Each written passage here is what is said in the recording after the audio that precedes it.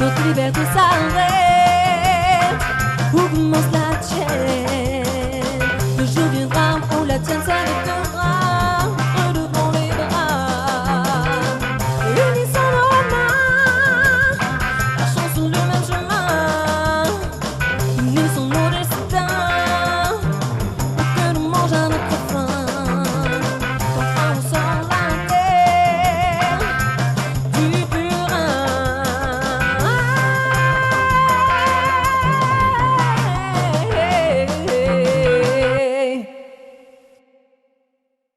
Bonjour à tous et à toutes, bienvenue aujourd'hui dans la première émission La Vérité de Ben, produit par Galaxy 109 et animé par votre serviteur. Nous essaierons au travers de nos diffusions d'aborder des sujets divers et variés, tout aussi passionnants, voire dérangeants les uns que les autres. Aujourd'hui, dans cette émission, nous avons deux panélistes dans le studio.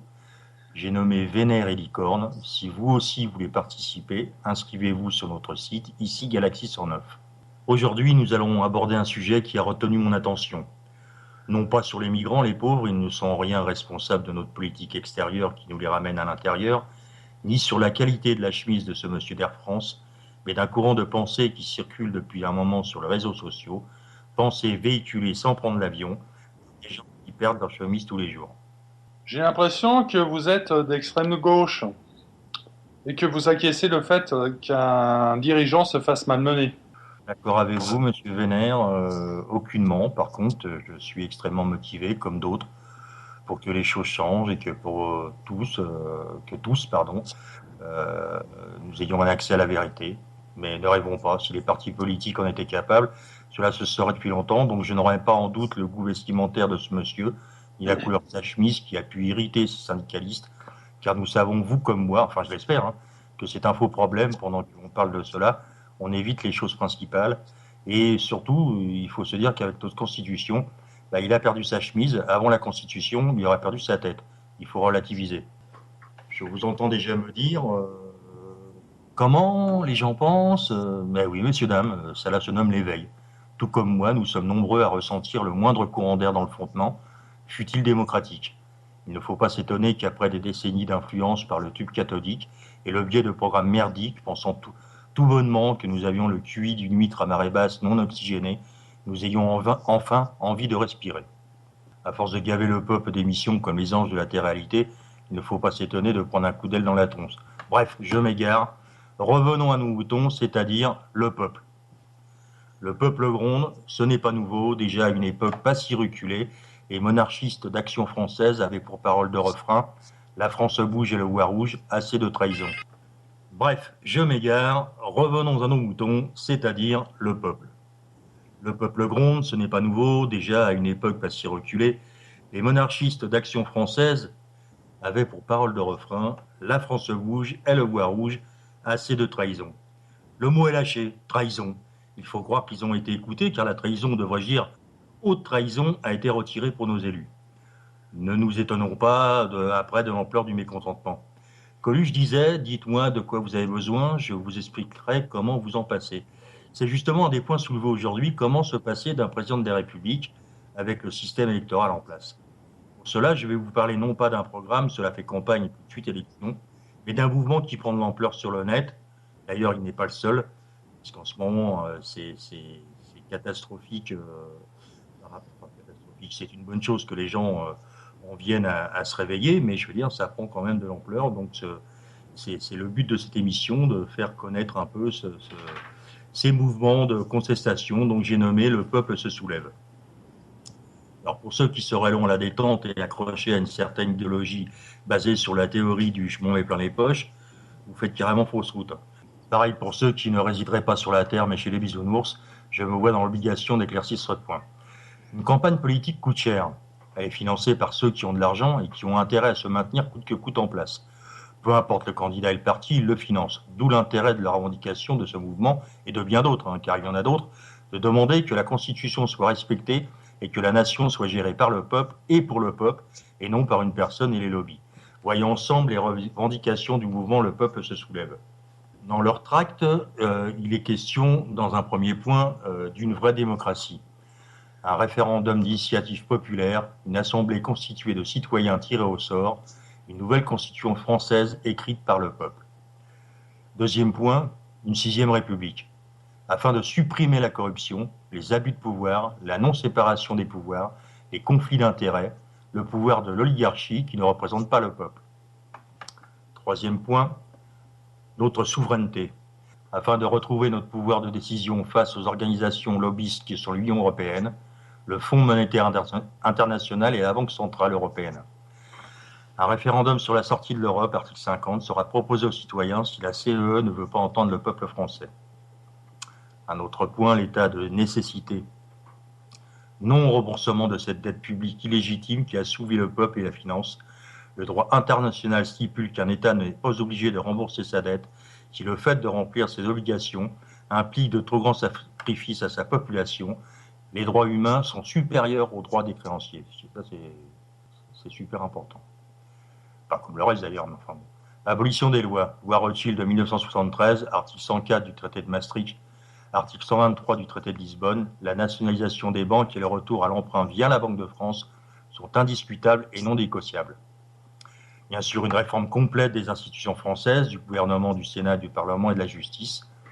Pour les accords de Schengen, il sera proposé au peuple via un référendum, car les Français ont leur mot à dire sur le sujet. Ils abordent après le salaire à vie. Chaque citoyen a le droit de vivre dignement. Sortons du chantage à l'emploi, du capitalisme qui ne nous laisse que des miettes. La pauvreté est intolérable dans une société d'abondance financière. Ceci réglerait définitivement la misère du pays. Il passe ensuite à l'énergie libre. Le lobbying de l'énergie doit être éradiqué. Non au nucléaire, oui à l'énergie libre et gratuite de Nikola Tesla. Oui, je te demande la parole là parce qu'il y a deux points importants. Le premier, c'est que vous parlez d'un salaire à vie et il y a d'autres pays qui ont déjà mis en place ce genre de choses. La première, c'est la Finlande qui a mis un versement mensuel d'un paiement pour chaque citoyen âgé de plus de 18 ans. Et d'autre part, c'est l'énergie libre. Vous savez que M. Kesh a fait une conférence il n'y a pas très longtemps à Rome, où il parle justement d'énergie libre. Il a expliqué son projet d'énergie libre et il a proposé et il a donné à 34 ambassadeurs, si je me souviens bien, des générateurs d'énergie libre pour bien montrer que c'est un système qui fonctionne et qui peut être utilisé par n'importe qui. Alors, j'ai bien pris note de votre intervention. En ce qui concerne le salaire à vie, je ne fais qu'énumérer les revendications de ce mouvement. Le peuple se soulève, même si j'abonde dans leur sens, et il n'y a pas que d'ailleurs ce système. L'énergie libre, le souci, ce n'est pas les inventions créées par les gens géniaux, mais de ce que les politiques en font. Doit-on privilégier une invention payante et qui rapporte à une poignée de nantis, ou une invention qui ne rapporte rien, mais qui apportera énormément à l'humanité, et ce, dans son entière gratuité. Si vous le voulez bien, nous allons continuer à éplucher les revendications de ce mouvement. Nous passons à l'agriculture. La France a perdu son autonomie agricole à cause du capitalisme. Les agriculteurs nourrissent la population et ont tué leur activité à cause des fermes-usines, non aux OGM et pesticides qui nous empoisonnent, surtout les agriculteurs. Non à la spéculation des matières premières qui est la cause principale de la famine mondiale. La France peut produire suffisamment pour nourrir son pays et sans gaspillage. Après, ils reprennent le terme écologie, pollueur-payeur, condamné. Le laxisme de l'État face au capitalisme a assez duré. Il en va de la sécurité nationale, du pays et de la vie de ses citoyens. Nous passons à la justice. Une réforme complète doit être appliquée. Une justice éthique, égalitaire et appliquée. Retour à la condamnation pour haute trahison pour les membres du gouvernement. Un tribunal populaire avec des citoyens tirés au sort concernant les affaires d'État et politiques. L'impunité ne peut plus durer. Les droits humains sont supérieurs aux droits du capitalisme. Association, mouvement citoyen. Réunissons-nous autour de cette volonté commune, le changement. Tout ceci m'amène à penser, et oui, je pense, donc je suis. Eh bien, je suis d'accord. Je suis d'accord pour cette énergie libre que nous avons chacun de nous, cette énergie libre qui s'appelle la lumière, la petite étincelle qui fait que nous existons, que nous pensons, que nous sommes capables de belles choses, Et surtout, c'est que cette lueur grandit. Elle se transforme en lampe torche, allume ce brasier ardent que l'on nomme liberté. Cette liberté de penser. Florent Pagny sort de ce corps, qui nous laisse rêver à de jours meilleurs. Et ils arrivent, car cette lueur quasi inexistante chez certains commence à se transformer en frontale pour éclairer le peuple à travers ce sombre qu'est la politique. Je nommerai également Étienne Chouard, qui dit en gros, je résume, c'est le résumé de Ben, qu'il serait judicieux de réécrire notre constitution avant de marcher sur l'Élysée. Il est vrai qu'il serait dommage de redonner cette tâche à des politiques au risque de nous retrouver avec. Je parle des tâches, car jusqu'à présent, tout est écrit en pensant que nous en sommes. J'ai trouvé un petit truc sur le net, j'ai voulu vous en faire profiter. C'est le temps c'est de l'argent, traduction de l'adage américain, time is money. Expression française simple dans sa signification, mais difficile quant au discernement de ses origines. Cette citation est attribuée à Benjamin Franklin au milieu du XVIIIe siècle. On la retrouve également dans la littérature française par François Pacon à la fin du XVIe siècle. Le temps est la mesure des affaires, comme l'argent est la mesure des marchandises. Je vais vous citer l'exemple qu'il donne. Vous m'avez écouté, vous ne m'avez rien dit, vous m'avez fait perdre mon temps, le temps c'est de l'argent. Vous me coûtez peut-être 500 francs d'intérêt. Qui ne court pas les intérêts? Il faut que ça court. Voilà ce qu'on trouve sur le net comme définition. Je rajouterais, je pense, oui, effectivement, que l'on a intérêt à courir si l'on veut que ça change. Dans un prochain sujet, nous traiterons de ce que j'ai trouvé un peu comme ça sur le net. Il paraîtrait que François Hollande va quitter la présidence de la France. Alors, info ou intox, de toute façon, pour ma part, cela ne changera rien. On perdra Flamby, mais on se retrouvera avec un autre Danone. Toujours plus de sucre pour nous faire diriger les lois insipides. Ce n'est pas en changeant le nom du gâteau que le plat sera meilleur. La recette qui convient au gramme près, c'est une nouvelle constitution, écrite par le peuple et pour le peuple, pas une devanture de chef étoilé, avec une carte inaccessible pour la plupart des gens. Je parle de restauration. Eh bien oui, resteront ce qui a été perdu, c'est-à-dire l'amour du peuple. En conclusion, c'était la pensée de Ben. Je vous invite à laisser des commentaires sur ce survol de sujet. Je vous invite également à prendre contact si vous avez des sujets que vous aimeriez que l'on traite. Et pour ceux qui voudraient participer à cette émission, je les invite à faire de même. Je vous quitte aujourd'hui. Je vous invite à méditer là-dessus. C'est la pensée de Ben, la vérité de Ben, produit par Galaxy 109. Merci de votre écoute et à bientôt.